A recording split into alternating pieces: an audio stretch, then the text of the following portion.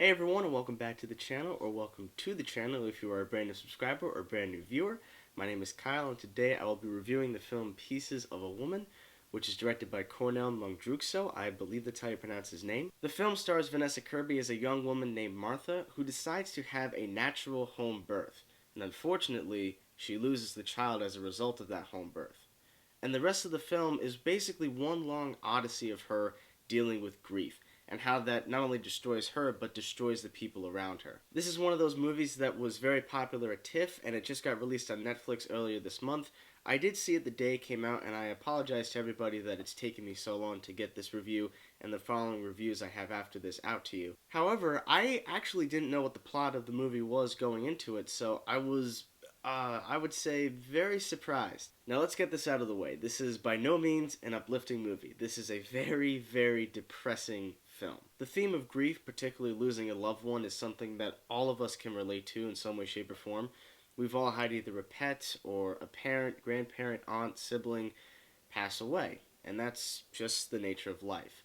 But the idea of a baby just being born dying is unbelievably sad.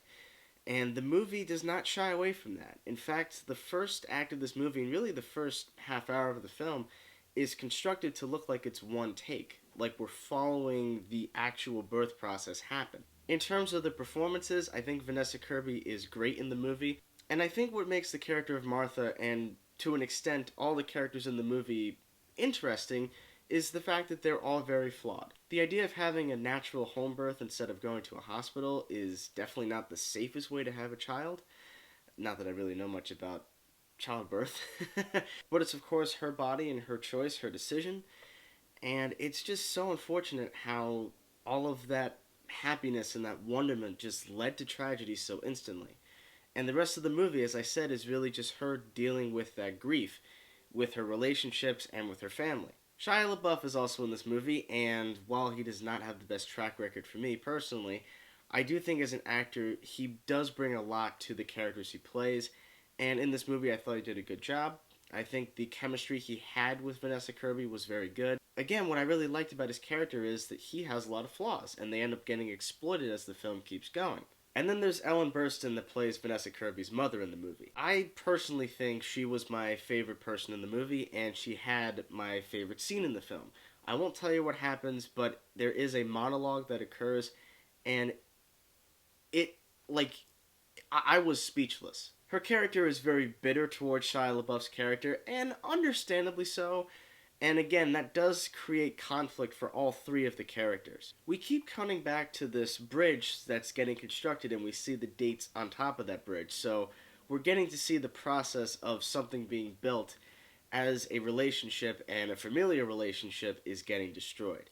I thought that was a very interesting contrast that the director had. While the film has a great cast and the story is overall pretty solid, I do think the film is very slow. The second act of the movie really drags, and there are a lot of scenes where there's not really much that happens to propel the story.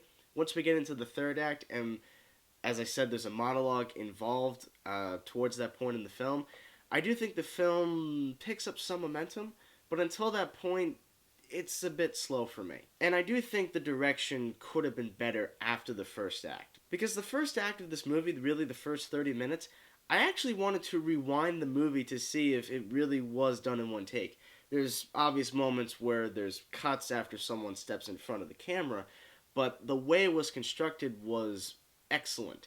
And even though it can feel a bit artsy and pretentious and all that, I think the idea of filming a natural birth as if it's one take makes the audience so much more invested in what's going on. It's just that after the first 30 minutes, the direction is kind of like shot, reverse shot. It's not as interesting as it could have been. Pieces of a Woman is one of those movies that I personally cannot see myself rewatching again. It is one of those movies that will stick in my mind, especially the first 30 minutes of the film, and I do think the performances are great, but I just can't find any reason to want to rewatch this movie.